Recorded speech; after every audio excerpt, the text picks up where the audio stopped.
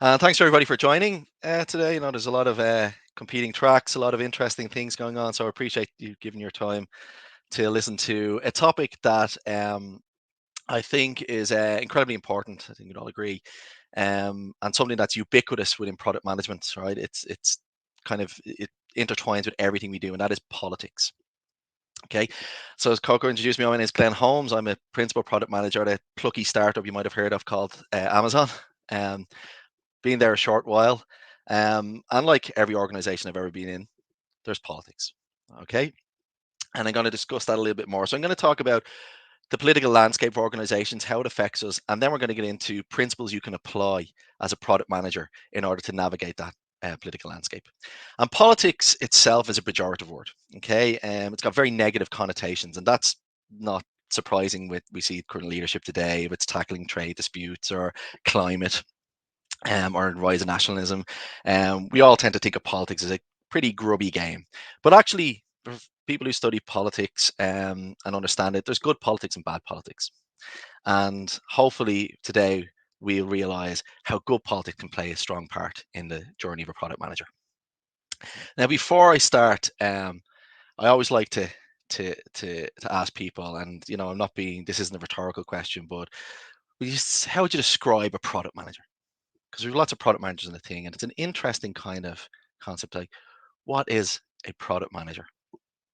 We always have different words, and I'm not trying to be rhetorical about this, but usually when I ask that question, somebody gives a description, and we probably all have it in our heads, and we think about it because we've all heard it before, and it's the CEO of the product, right? You hear that word, you hear that described as a product manager, the CEO of the product. Well, I'm here to tell you today that you're the CEO of nothing. Okay, and don't worry if you use that because it's been used, but I've used it in the past and then realized. But if you think about a CEO and the authority they have, if you think that from a political perspective, it'd be very authoritarian. A CEO can hire people, fire people.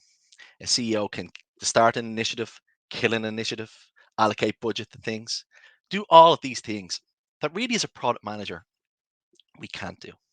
Right? We don't have that power. Okay, we don't have the power to CEO, and it does us no service. It doesn't do us any good to equate ourselves as a CEO or any CEO of a product. And in this talk today, I'm going to kind of reference some political history. Okay, I'm going to look at philosophers and people, political influencers going back centuries. Okay, but I'll start with a famous 21st century philosopher that we all know, and that is Spider-Man. And Spider-Man, it's a great quote we all know. Most of us who've seen the movie should know, and is with great power comes great responsibility. Now, if you apply that in the world of product management, it is with no power comes great responsibility.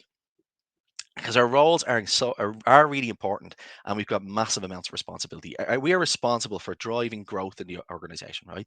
To deliver solutions that solve customer problems.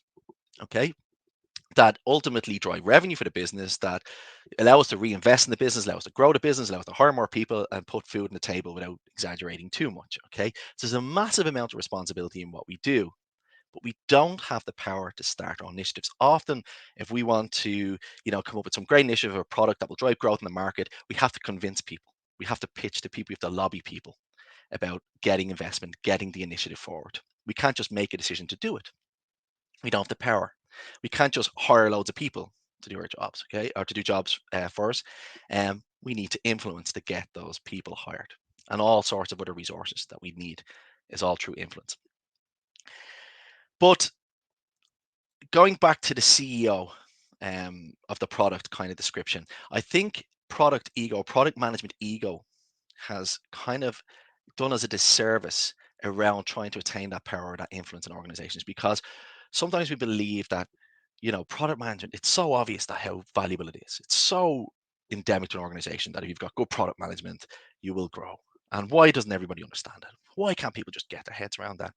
And I was thinking about this and like, where it kind of comes from. And I borrowed this, which is probably some UX people, I don't know, listen to this talk. And this is a talk that Paul Lands of Intercom gave. And he equated UX in the same paradigm as I'm going to explain product management as well. And it is that product managers sometimes think we're the center of the universe. Okay. That, we're this kind of influence that everything kind of revolves around us, and our kind of work or our initiatives influence everything, and nothing really can happen without the kind of core work of the product management team. Okay, and it's what we call the geocentric model. So if you go back to pre kind of 1500s, down to from Ptolemy up, when he was looking at the trying to understand the universe and Earth and why we're here.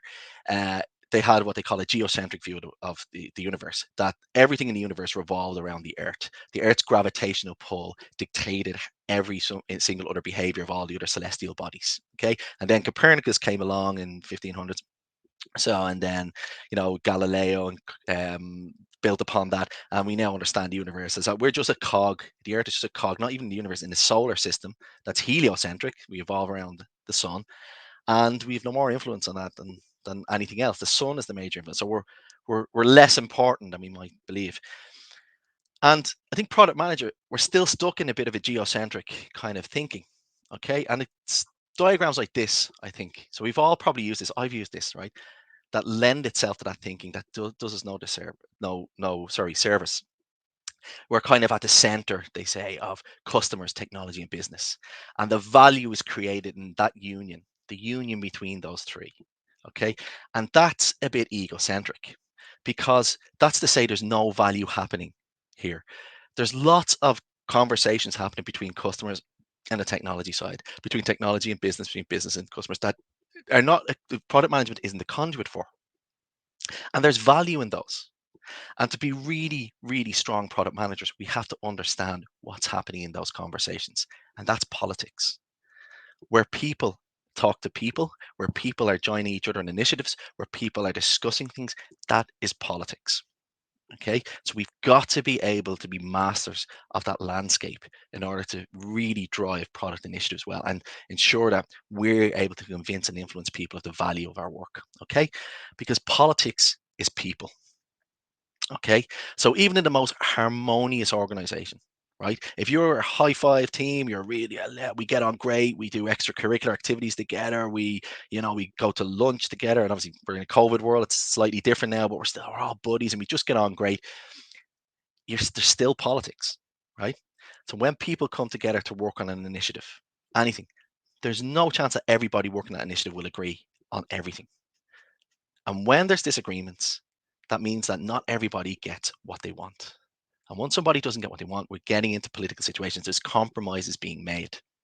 Okay. We might disagree and just move on. We might disagree and hold it and go, I don't think we should do this. I don't really agree with this, but I'll go ahead with it. That's where politics starts to manifest. Okay.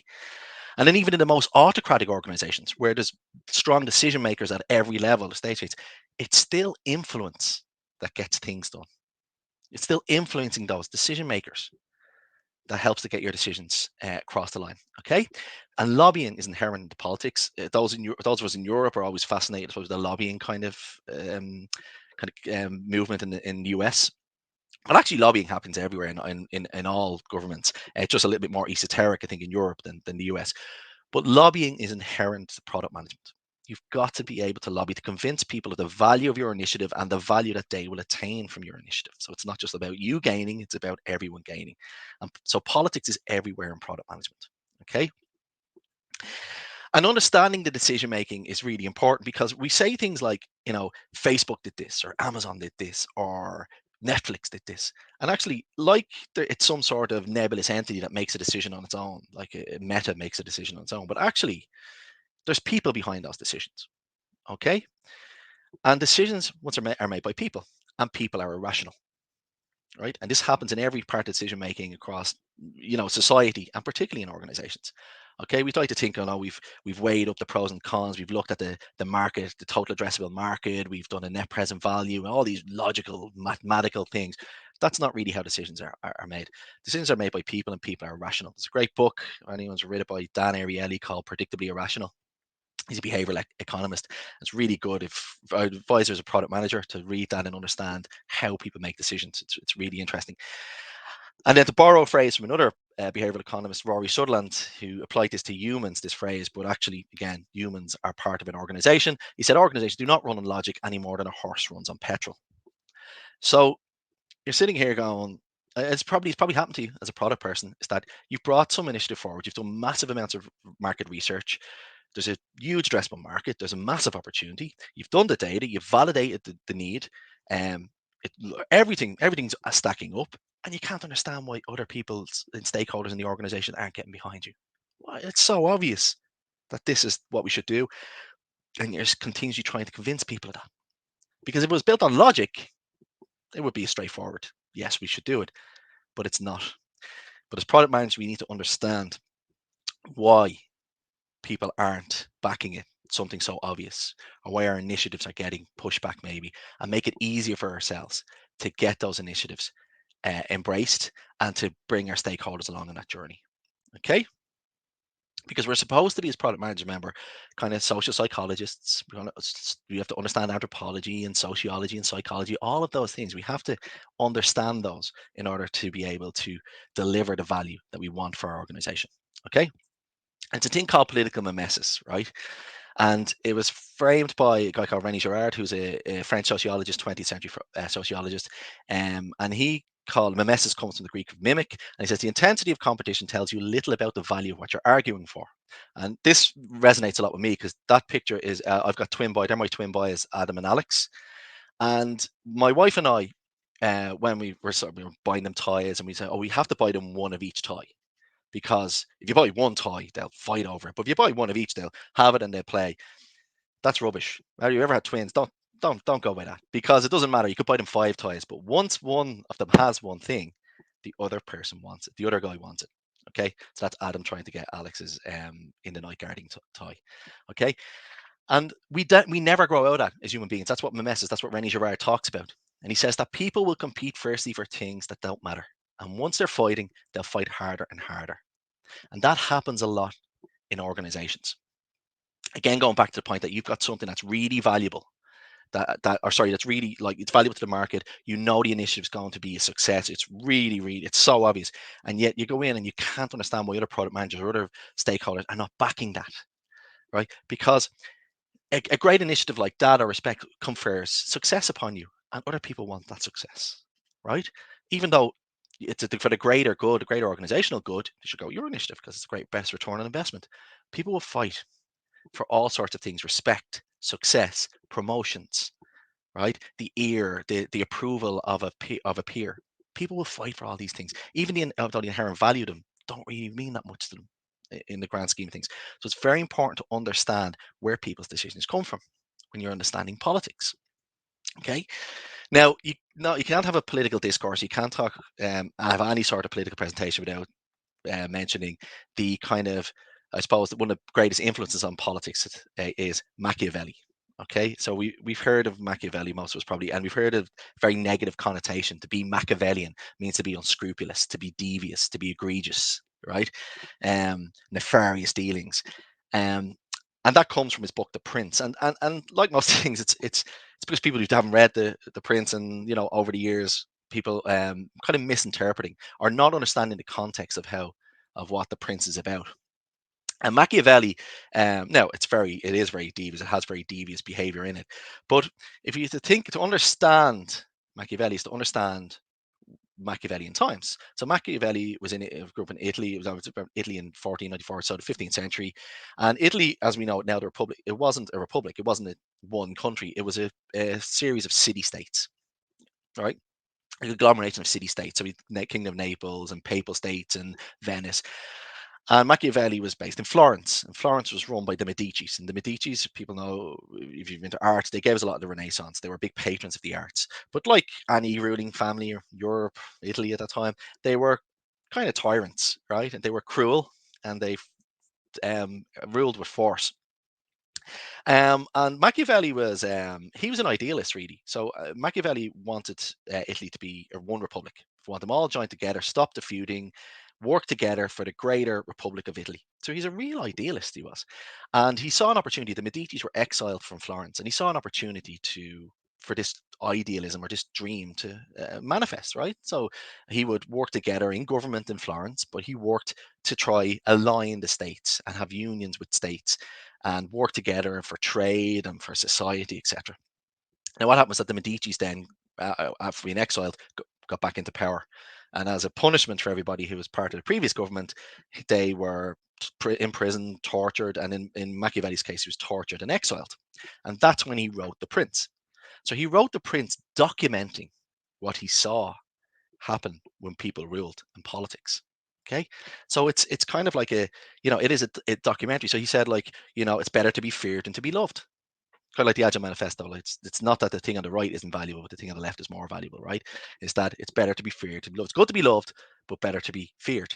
Okay, so he had all these maxims that I'm not saying be Machiavellian at all, right? That's not the point I'm making here, but a point that he understood and he witnessed what was going on and the kind of interactions between people who want power.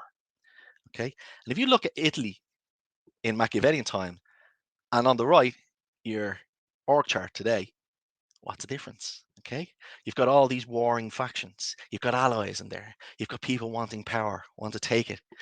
So all of this nefarious and egregious and unscrupulous behavior is actually happening around us.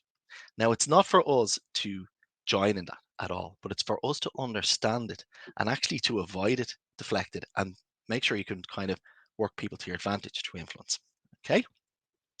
If anyone's ever, like, take our organizations now, if anyone's ever seen the Manu Cornet diagrams, he does all these diagrams. It's really interesting.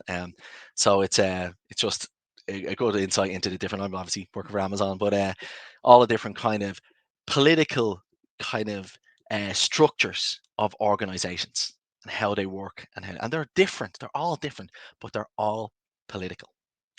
So you might seem a bit dour, right? Started a bit dour, going, oh God, this is the world we live in. We live in these really political and devious kind of organizations, and that's what we're going to have to work for. No matter where we work, this is going to happen. And it's not really. That's just life. Okay, it happens in all aspects. But there are ways to manage politics. So I'm going to discuss the 7 principles of product management, political 7 principles of politics in political management, or sorry, politics and product management now, and how you can kind of take advantage and understand these. And by understanding these principles and applying them, they help you kind of do your job better and actually, in a way, paradoxically avoid the politics and actually be able to manage it. Okay, so the first principle is play the game. Okay, so Plato said one of the penalties for refusing to participate in politics is that you end up being governed by your inferiors. So this happened to me. I remember I was working in a role and I was product management and I was doing really well. The product was successful. We good initiatives. And I was there a while, and I thought I was doing really well. And I noticed that lots of people around me were getting promoted, and I wasn't. And I was like, oh, okay. And I was like, okay, look, they're getting promoted. I think I'm doing as good a job as them. Well, maybe not. And then someone else got promoted. "Well, I think I'm doing as good a job as both of them. And then somebody was promoted in the same position as me, and I go, yeah, I had a conversation with them. I just seem to be a little bit more senior or experience and doing a better job than them. This is weird. And I was kind of naive, right? Because I thought that just the success of what I do, like the evidence of the successful results of my product initiatives, will mean that I'll advance in the organization. This wasn't happening, so I kind of said to my boss at times that everybody seems to be kind of doing well or not, and he said, well, you've got to be able to, show, you got to be able to make people visible to the success of your team, you and your team. And I said, well, yeah, we're doing really well. I said, but who knows about that except you and me? And he said, I'll promote you, but he said, it's not I've got to build a business case for you. And I was like, oh God. He said, so you've got to be able to showcase this. You've got to be able to understand the process. You've got to get your team out there. And I was like, oh, I don't do politics. So I was the I don't do politics person. And that makes me at best naive, at worst stupid, because it's happening and it's happening around you. And it's not, I don't want to be a political person. It's not, I don't, now, and I understand this, right? But you've got to be able to understand it. And you've got to be able to play the political game in order to get your initiatives. And that's not just about being promoted. That's just about every initiative that you'll need to get to do in product management. You've got to understand the influence that you need to make things go your way. Okay. And you do that. Number two is by understanding your organization.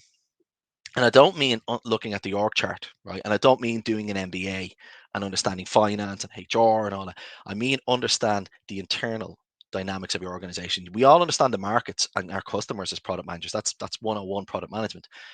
But understand the organization. Where's the dynamics? What's the dynamics in your organization? Who influences who? Who is thriving in your organization, right? Who is respected? Why?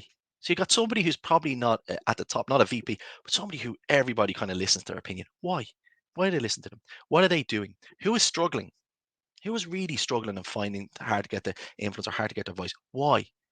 Okay. Find the closest peer rally who makes business decisions. Find somebody, your VP, if it's your director, your boss, somebody makes a business decision. Say, what influences your decision making? Why would you go with somebody? Is it great data? Is it you're brought along in the journey of the what do you want? And understand that and ask them to mentor you in what you don't know. You will find that people will. Now it's again, I go back, it's hard in COVID times to both, understand your organization as much, particularly if you just joined in COVID times. But people will jump in a Zoom call with you. Just find people who, ask people who makes the decisions. Just continuously be a detective. Ask and understand. Say who makes decisions. Who influences them?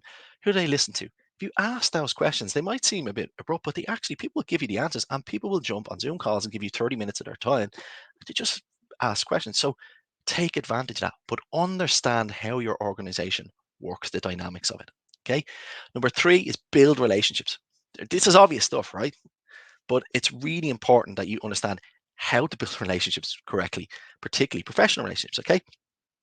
So successful relationships are successful for same reasons. They have the same characteristics. So Mark Manson, famous survey he did, he gathered research from 1,500 people who've been married 10 or more years. Okay. And he listed out the common characteristics. What were the most common characteristics amongst those relationships? And they were be together for the right reasons. So I'm not saying don't be manipulative. Don't just be like, use people and well, I see what I can get off them. Make sure that both of you have a common interest, right? So find a stakeholder, common interest, common value that you can give them as well, and they can and they can give you. But be together for reasons. Understand that you both have a goal, you both have a similar goal. If people have a conflicting goal, then you've got to work differently to try convince them or understand their goal. Okay. But be together for the right reasons. Have realistic expectations. So don't think that just because you've got a good relationship with one of your stakeholders or VP that they're always going to back every initiative you have, right? They're always just going to be on side with you. They're going to agree with some things, they're going to not, right? People who can deliver maybe some things for you, whether it be artifacts or writing code, have realistic expectations and make sure they've realistic expectations about you. It's not like, you will say to them, I'm not going to do that initiative, or I know it's on the backlog, but we're actually not going to do that. And we're not going to do everything you ask. So have those realistic, set those boundaries, okay? Talk openly, even or especially about the stuff that hurts. So talk openly is to be transparent. Make sure everybody knows what you're working on. Don't keep that strategy document hidden somewhere. Someone might steal it. Honestly, be very transparent. Let people know what you're working on, what you're thinking about. And if you've got bad news, if you're not going to deliver this, if you're not going to put something on your roadmap, don't go. "Oh, it's on the backlog. We'll think about it." Be honest and say, "No, that's not gonna. I just not gonna do it. It just doesn't make sense for us to do it now." If something's delayed, and it's not going to hit your deadline in 3 months, don't wait till a month before, 2 weeks before, and hope that it might change. Tell people now. Just say it doesn't look like we're going to hit the deadline. Tough conversations, really hard, but people respect you when you're very open about it. Healthy relationships, I say, are symbiotic. Symbiotic means we rely on one another, right? There's actually a psychological phenomenon where if someone does you favors, they're more likely to actually like you if they do favors for you, because there's a sense we all like to have somebody who relies on us, right? So if you can get somebody to do favors, builds a relationship. Also do them. Be symbiotic. Give them, what do they need from you? But make sure there's value being delivered by both sides. And you're not just using somebody, you're not just saying, well, what can I get from somebody? Make sure you value to give those people in your relationship. Okay. Your relationship will change. And I see this happening an awful lot where, you've got real allies as a product manager or a stakeholder, and then they don't back you in one of your initiatives.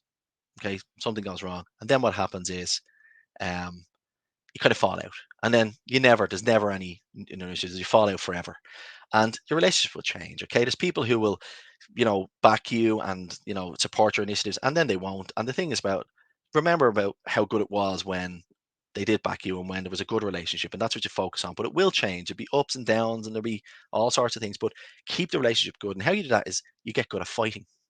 Okay, so be good at fighting. Fight with people, challenge people. Don't just agree. Even if you've got that symbiotic relationship and someone really backs you all the time, it doesn't mean you have to always agree with them either. There's times where you have to disagree and say, no, I think this is wrong. Okay. And then likewise, get good at forgiving. Okay.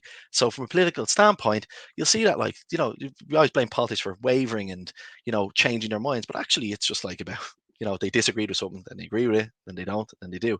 You get good at fighting, you get good at forgiving. You have to be politically astute. There's no point in sulking over things. You get on with things even if you disagree with them. Okay, so that's what you've got to do. Now, the other characteristic he said was that sex matters, but I don't think you should apply that in professional relationships. I think that's for other things. Okay, so be ambassadors. The next number four, not evangelists. And this is one of the key things about product managers. I think that is that we're so invested in what we do, and we know it. I know it's so valuable. It's incredible. It is such a valuable function of any organization, right? That's growing. It's the good product management. But to go product manager's the best, and you'd be lost without product managers. God, this place fall apart only for product. Imagine letting the engineers build a product. Oh God, idiots. And designers will design something fantastic, and they'll never be practical about it, stuff like that. But product managers, don't be that. Okay, think of ambassadorial language. Ambassadors, diplomatic language. Okay, they don't go in and say we're the best country in the world. They go, well, how can we work together to solve problems?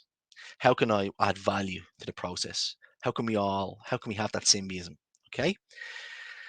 And you do that, you see, but that doesn't, you do that by teaching as well. So it's not this, and I'd say teaching, not pontificating, not this, we're great, but actually understanding, well, if we're going to understand, one customer wants something, well, is there a greater market need for this?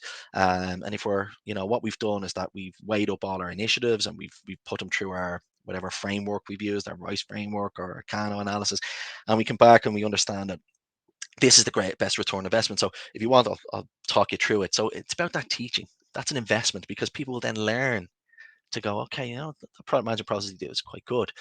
And you want to challenge people. So when people come to you and say, oh, a customer really wants this, and you go, well, okay, but you know, is it just that customer? What's the size of the opportunity? Is it just that customer? Does this affect other people? Let's work together and we'll see if there's a greater market need for this. But I need this data, and can you go and find this out and challenge them? Challenge people back. And what you'll find, what you want is that people coming along going, God, when I got the product, they challenge you. They really kind of like, you have to have all your data and you have to have your wits about you. But it's good. It's interesting. They're great people to work with because when you get initiative done, they're reliable. They solve problems. That's what you want the conversation to be. You've got to guide it in that. And being ambassadors and just telling people how great you are and how valuable product management is and high fiving you, that's not really going to do that, because what you don't want to be, you don't want to avoid that hero complex. So this is very common artwork from the 17, 1800s when lots of wars going on. It was kind of like the triumphant leader or triumphant hero and raising the flag and look, I actually, without me, we would be lost, but here I am. We go in with our product management flags, and we go, we're heroes. It looked like, there was no market opportunity, but we did research, we understood what it was, and then we defined the problem. You thought the problem was something else, but we defined it. We're the heroes. And actually, no, you're just an easy target to shoot. Okay, so if I'm standing there with a rifle and that scene, and Mr. Product Manager standing up there with his flag saying how great he is, you're the easiest person to shoot. Okay, and that is part of politics. So it's that whole being put on a pedestal is easy to shoot down. And it's not saying to not articulate the value of what you do, not at all. But it's to do it in a way that doesn't come across that egocentric, that geocentric approach, that we're the middle, the function of the customer technology business that makes everything work. That's not the language you not use. And language is really important. Okay. So, something like, as a senior product manager, I'm telling you what you're doing is wrong, right? You didn't follow the RICE framework. You didn't do Porter's five forces on your market analysis. You're playing the policeman. And that's not politically astute. That's not how you're going to win over stakeholders, even if you're right. Okay. So the language of things like, okay, here's something that solve your problem. You've come to me and, we haven't really prioritized, but I'll tell you what we do. This will help, right? Let's look and, do a Kano analysis in it. So, what would be, the problem if somebody doesn't have this and so like that. So whatever framework you use, help them, talk people through that, teaching as an investment. Talk them through about how we can frame the problem to make it easier for you to make decisions, rather than saying no. That's what, one customer problem. I'm not doing that. Oh, an engineer thought of that, did he? Sure. What's the point of that? I'm the product manager. Don't have that, and that happens. And I know that's bad. Most of us would say that's bad product management. All experienced people like that. Product management are the gurus of this. work with people, use ambassadorial language. Okay. And don't get away from that hero complex. Okay. Number five is be an influencer. Okay. You are always influencing as a product manager. Now go back to that power, the responsibility. You've got lots of responsibility, no power. So you've got to be able to influence. I've used the word influence a lot. Okay. So you're influencing engineers about your ideas. You're influencing VPs about your initiative. Okay. There's sometimes kind of a barrier of fighting between sales and PMs, right? It's always famous, like sales, they come to us wanting everything. Actually talk to sales and learn from sales because you need to sell. Everything you do is you need to sell and you need to influence. And like if you think of a salesperson, they don't just go and make a decision, right? If they did, they'd be buying their own stuff and making money. They have to influence customers about here's the value proposition, here's why you need it, here's why it'll solve your problems. That's what you need to do. You're always selling, you're always influencing. So you've got to really get good at it, right? And it's easy to say get good at it, but how do you get good at it? Well, it's ways in which you do that, okay? Like, so one of the things, this is a great quote from Alistair Simpson, head designer at Atlassian. He said, each time I visit conference, I hear the same problems faced by professionals. My CEO doesn't listen to me. They seem to switch off. And he said, the majority of cases, the problem is yours, not theirs. Because your VP, your CEO, your director, whatever it is, it's getting pitched to by lots of people. There's loads of people coming to them going, we should do this. We should build a product. We should do this market. It'd be great if we had this. We should kill that product. We should hire more people. We need more designers. We need more PMs. We need more engineers. They're getting this left, right, and center. Why are you any different? It's easy to say no to everybody and then just say yes to you. So you need to understand, you need to be able to influence up to those VPs and your CEO or whoever it is who makes a decision. You need to be able to influence up and not just demand something or state it. You have to make it almost like it's their idea. Okay, that's what influencing does. You do that. One of the ways you do that is be able to read the room. And you might go, we're in COVID times. How can you read? We're not even in rooms, right? I mean, my room, it's just this shed. But that's not really what I'm talking about. Reading the room doesn't it's not some supernatural power. Okay. It's actually something that we can learn to do. And actually we do it by a process that I'll speak about. So one of the most famous examples of not being able to read a room was Neville Chamberlain. So we know Neville Chamberlain is the guy on the left. He was British Prime Minister in 1930, just the start of World War Two. Sorry, probably know the guy on the right, Mr. Hitler. The gentleman with the moustache, looking skeptically, is Earl of Halifax, a guy called Edward Wood. And basically, he was involved. He was studying German diplomatic through the ambassador to Germany, studying the diplomatic relationships, and he understood that this was 1938, pre-World War II, and Germany had started to annex Sudetenland, which is part of Czechoslovakia, right, and taking it back, and started to look at parts of Poland. So the World War was coming, and people were afraid of this. And Chamberlain went over to meet Hitler, and he said he wanted assurances from him that it wasn't going to invade anymore. And Hitler was like, no, no, no, no, I just want a small bit of Czechoslovakia, a small bit of Poland, where all the Germans live. They want to come and be Germans, and we're just taking it back. We, historically own the land, and no, no, we're not going to do anything. And um, confirmation bias with Chamberlain went great. He believed him, and he went back to Britain, and "Peace for our times" was his famous quote that he used when he touched down in Britain, coming back from this meeting in Munich in 1938. And Lord Earl Halifax there, he not knew Hitler, and he knew all the German hierarchy, and he knew that they had no intention of keeping that promise, and that they were going to go and invade. But he didn't believe it. He had read them. He knew this from all the research he'd done previously, and just from talking to ambassadors and understanding the context of the land, he knew it was just a blatant lie. And Chamberlain was like, no, no, no. He looked in my eyes and told me. And we all know what happened. Halifax was right. He didn't. So Chamberlain really, really never read the room. And that's because you rarely make allies at meetings. So it's not like Mad Men or Game of Thrones, where the main character is kind of under pressure or about to die, and then has this great soliloquy and tells everybody in the room about some plan they have, and everyone in the room goes, "Actually, that's brilliant. Actually, we didn't think of that. Well done. Yes, we'll go with that." That doesn't really happen, right, in reality, because when meetings start, people already have their positions decided. So people in that room, there's all sorts of political contexts. I go back to the boys fighting for each other, their ties. Everyone's fighting for their tie. They already have decisions. So you go in there with a great pitch, brilliant, all your data, every research, every brilliant bit of research you've done, and people are like, no, no, no, and they just want a critique, and you're like, oh, how do you not get this? And then people behave differently in groups. So you get a stakeholder an advocate of yours, who supports you. You get into a meeting room with them, and they're kind of like, yeah, I don't know. I think Carl there might have a point about your numbers there. I don't know if they are adding up. And you're like, what? Because people behave differently. So pitching to an entire room is really hard. Okay, so never pitch your idea at a meeting. You rarely make allies at the meetings. Before that happens, before you're doing that pitch, so what's the ideal outcome of this meeting, right? Who really has the power? So there's a decision maker, but who's the influencer? Is there a guru in that room, some technical guru that they always look at, when they're looking for opinions? Who can veto you? Is that technical guru going to sit there going, no, it's not feasible. It's going to take years to build. Okay. Who are your supporters? Who is not a supporter, and how can you persuade them? These are all the questions you need to ask, because by finding out them, you can do your work pre that meet. That's what reading the room is. Okay, it's being able to understand the dynamics of that room before you ever enter it, so you know who you need to talk to. So have coffee with people. I know you can't have coffee again with COVID, but have a 30-minute call with people.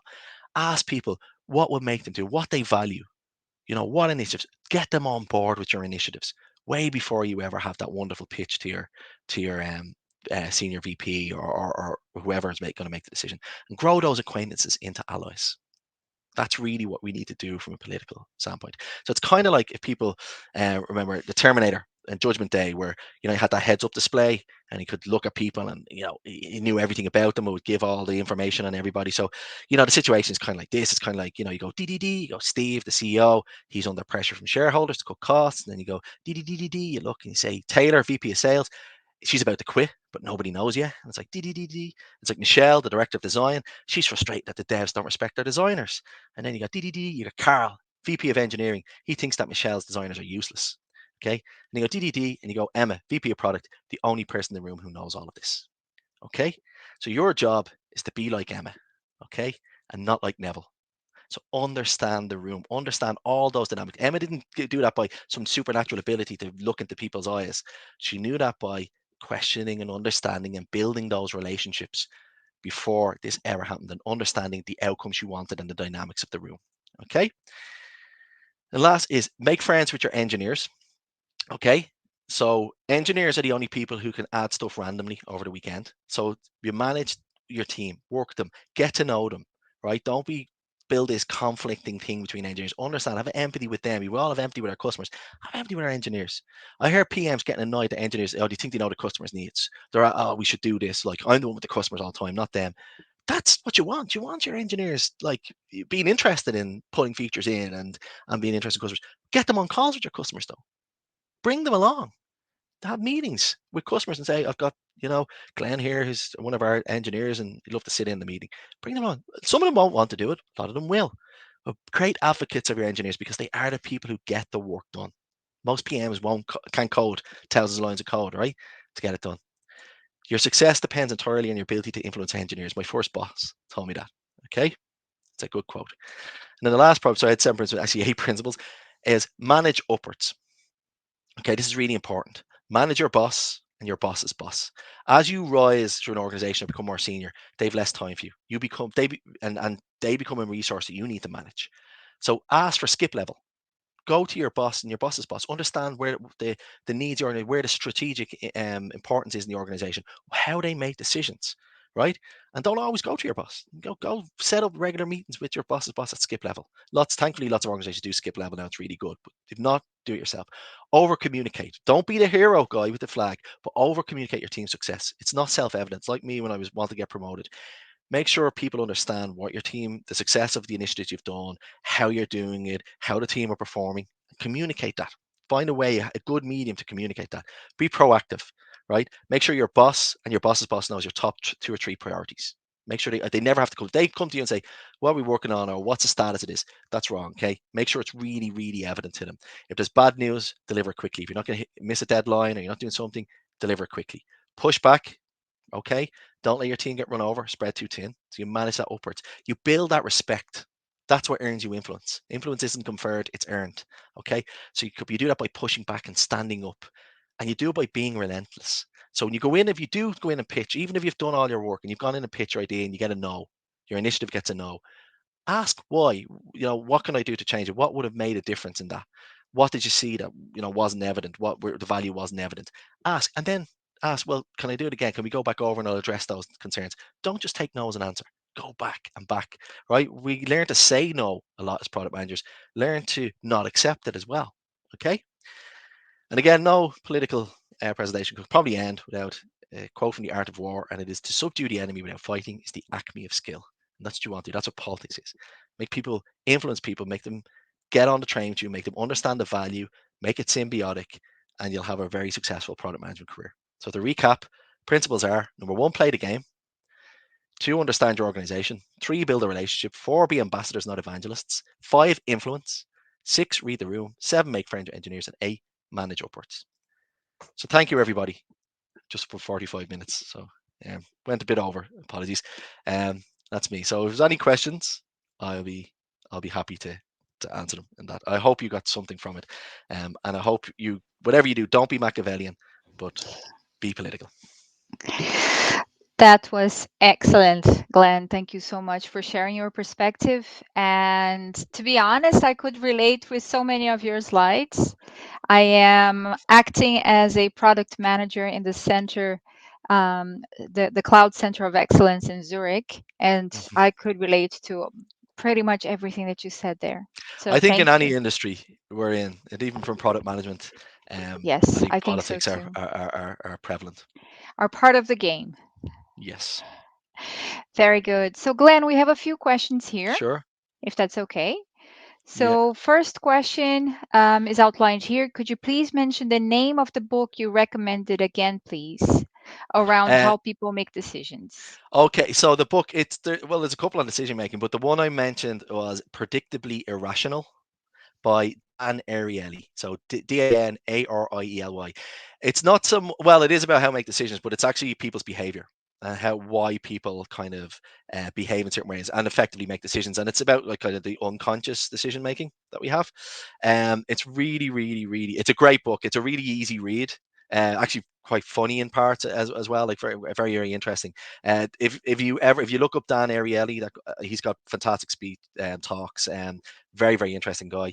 If you're interested in really decision making, and this is a book I'm sure lots of people have read, and it's kind of like a product management Bible, but it's Thinking Fast and Slow by I was Daniel going to Kahneman. say that Yeah, one.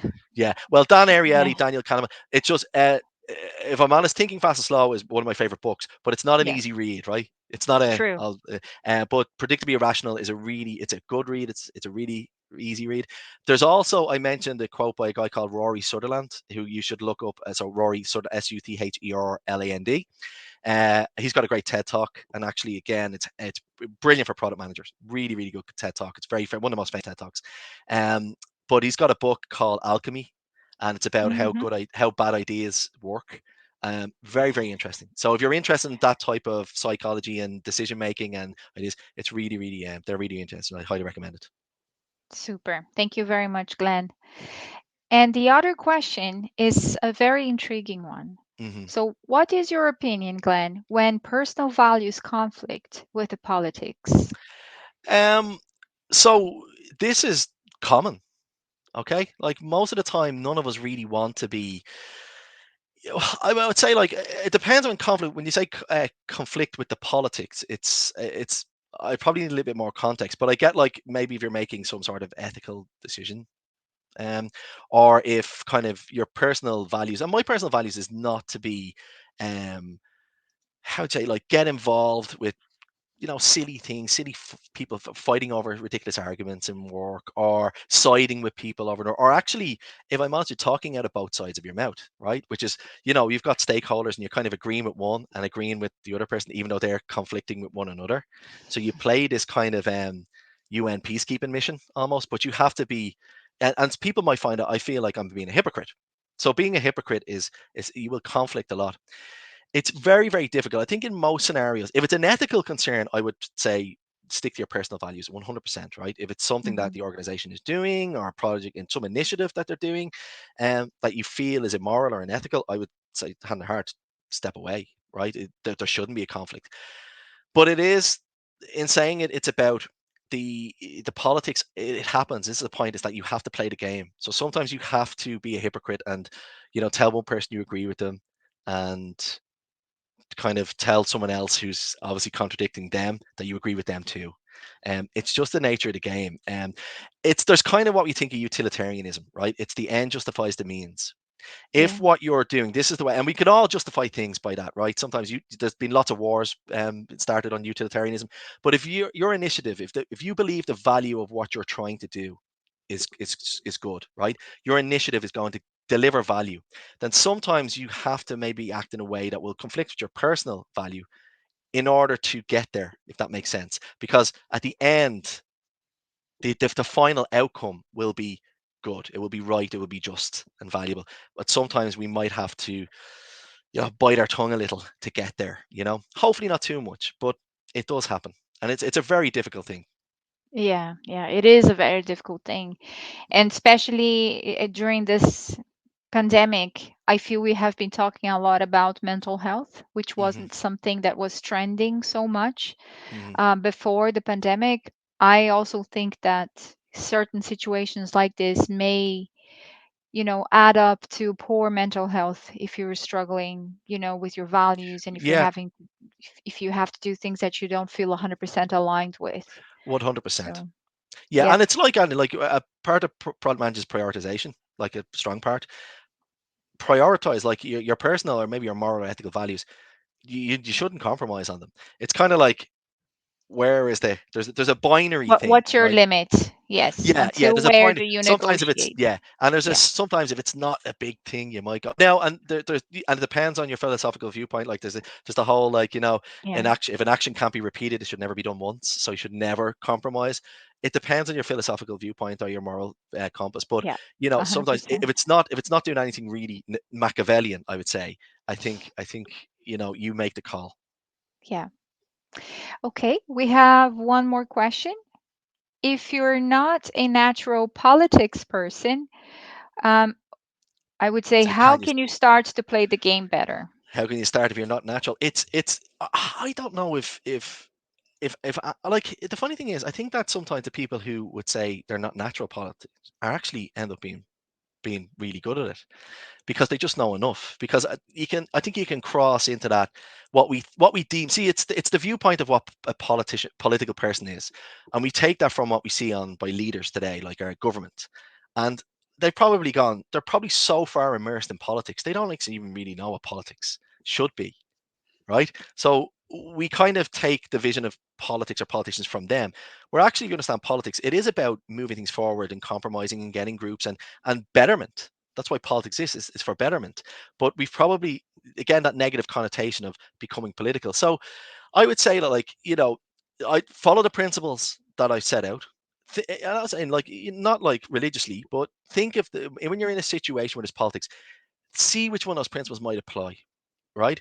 And ultimately, like, in any walk of life, building stakeholder relationships and being trustful, and you build relationships by being trustworthy, being valuable to other people, that symbiotism, that's politics really, and that's all positive. And that's all, probably you will probably not think of yourself as a political person if you're good at building relationships, but actually that's a core part. I think sometimes we just think all of the other bad stuff that goes with politics, and I'm not advocating any of that, but that doesn't make you political, right? And being political can also just means you're politically aware, not that you're actually engaging in these things. And that's where I'm trying to get Yes. to. To understand what's happening behind the Yeah, scenes and how decisions are being made. I yeah. really loved one of your slides where you have the different political organizations from different Oh, companies. they're from yeah. If anyone's interested in that, it's from Manu Cornet, Manucornet. There's lots of these different diagrams that he does. Really, and they're very funny. But they're Very actually good. very accurate as well, which is Yeah, looking. yeah. And to be honest, Glenn, it's been a few years since I adopted the term political capital. I think it's essential that you build political capital, that you Yeah, have political capital, so that you hmm, can influence those decision-making processes. 100%, 100%. Very good. That's the end of our questions, Glenn. Okay, Thank you so much once no again problem, for sharing all your knowledge, and I hope you no enjoyed the problem. rest of the event. I will indeed. And thank you everybody for tuning in. I really appreciate it. So take Thank care. you, Glenn. Take care. Bye bye. Bye bye.